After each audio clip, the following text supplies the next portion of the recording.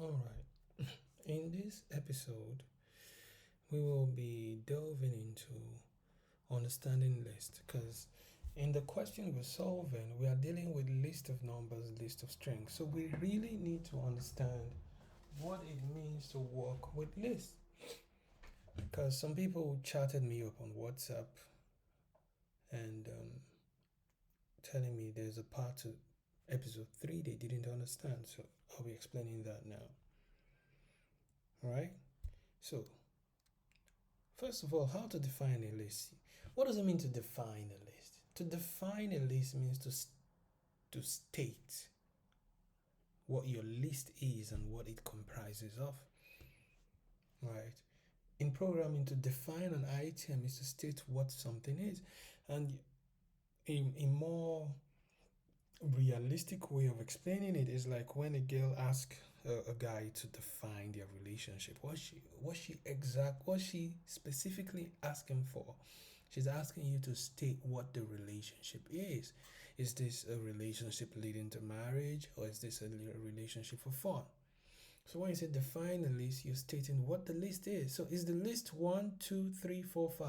Are those the only items in the list? So to define a list, we're going to define one instance of a list, an example list. And this is 1, 2, 3, 4, 5. So we've defined our list. It's 1, 2, 3, 4, 5. There's no 6 inside of it. There is no 7 and there is no 8.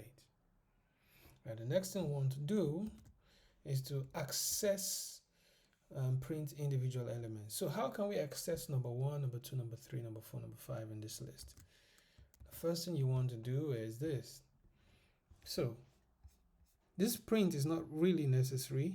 What's necessary is what's in the print. The print is to make sure we see what's happening, but just because we see it doesn't mean that it's the print that makes it happen. This is what makes it happen here.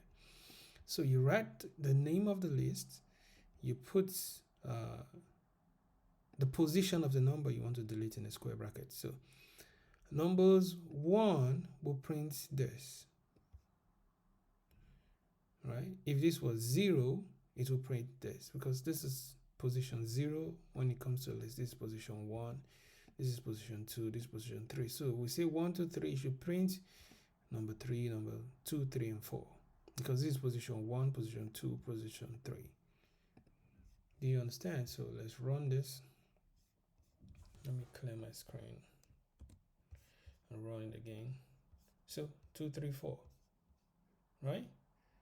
So if I had put 0 here, it would have printed what? 1, 3, 4.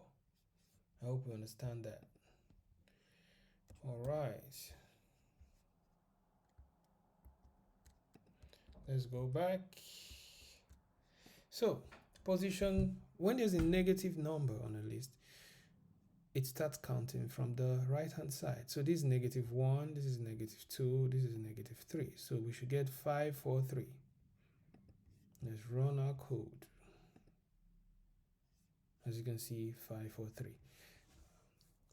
Do you understand? The first 2, 3, 4 belongs to line 5, 6, 7. This first 3, right?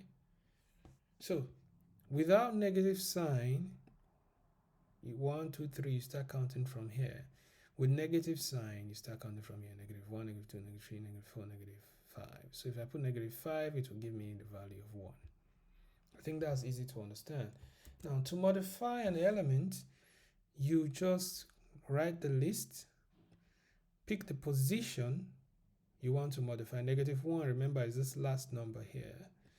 And pick the value you want to replace it. So 3 will replace 5. And when we print the new list, we will see that 5 is no longer there. It has been replaced with 3, as you can see down here.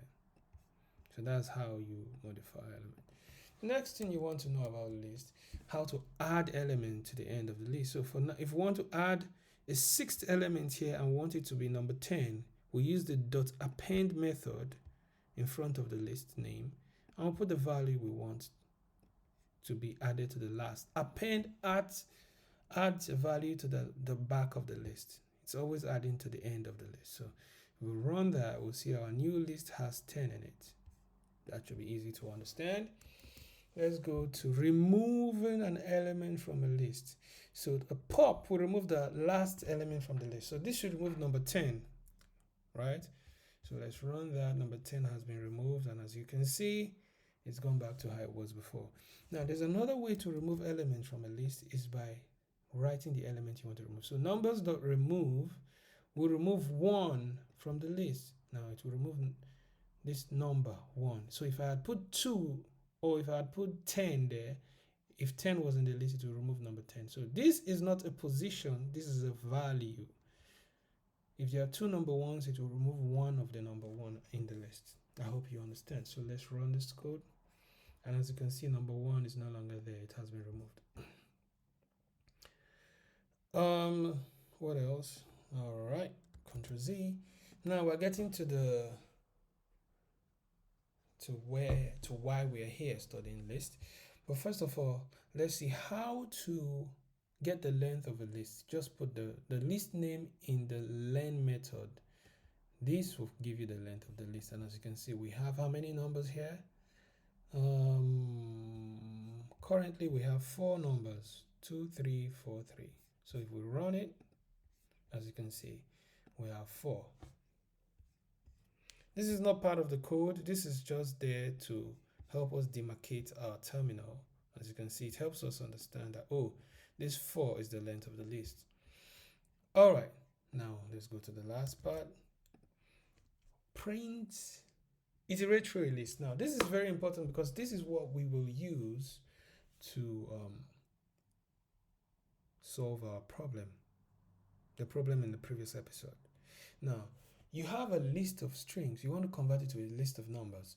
There is what you use in converting or operating on the items or elements in a list is called the for loop, right?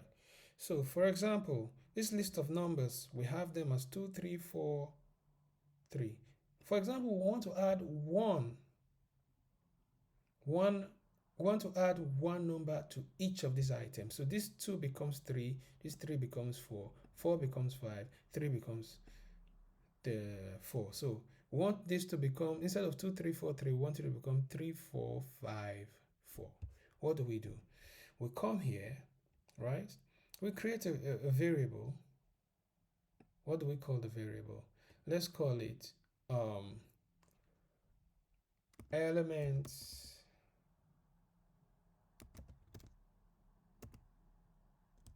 plus 1, right?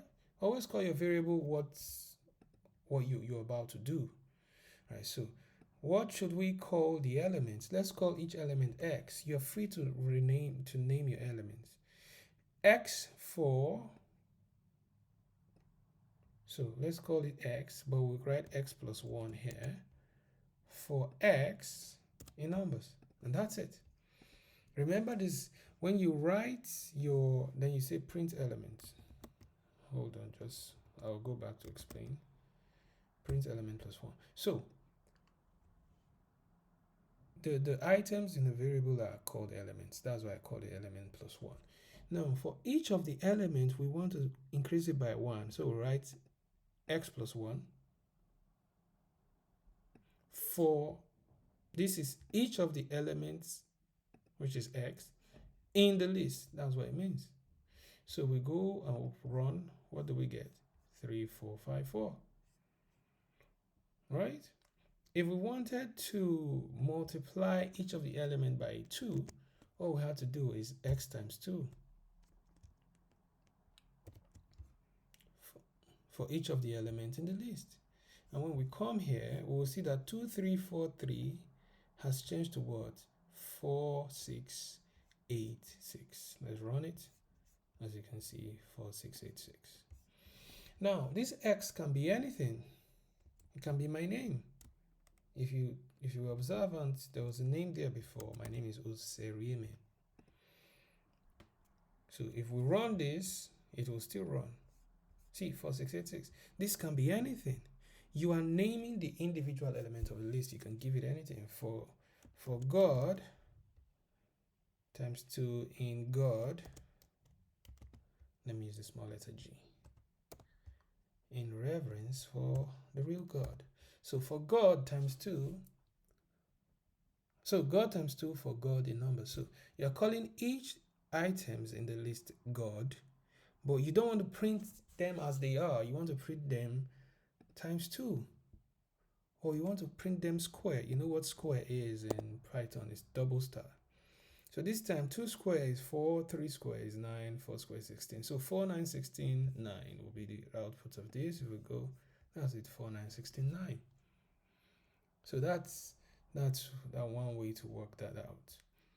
But let's imagine that what we have in the list is a list of strings. So let's redefine this list. Let me bring them down.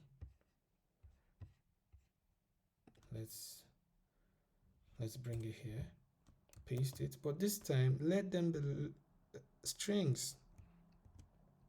So this is a string, this is a string, this is a string, and this is a string. Now if I want to convert these strings to integer or to floats, because we can work with either of them, what do we do? First of all, you don't have to change this, you can leave it as it is, but the name doesn't describe what we are about to do. It's no longer elements plus 1. We can leave it, it will still work what we're about to do. But sometimes you want your code's naming system to reflect what you're doing. So we will change elements plus 1 to what? Lists of numbers. So we are changing. So now this, I'm changing this to, because this is no longer numbers. These are now strings, a list of strings. So let's call it list of strings. List of strings. So this is a new value. It has nothing to do with what we had at the top. We've stopped working with numbers. So this will have to change to list of strings. Right? So let's not use God anymore. Let's just use X. Now, each of these strings, I've given them a name X. Right? But our intention is not to square the items. Our intention is to make them integers and not floats. So int X for X. So for what this means is for every item in this list of strings, convert it to an integer. That's what it means. And then print it out. So if we'll run this code, it has been converted to an integer. So if we didn't, as you can see, there's no, what's it called, quotation mark.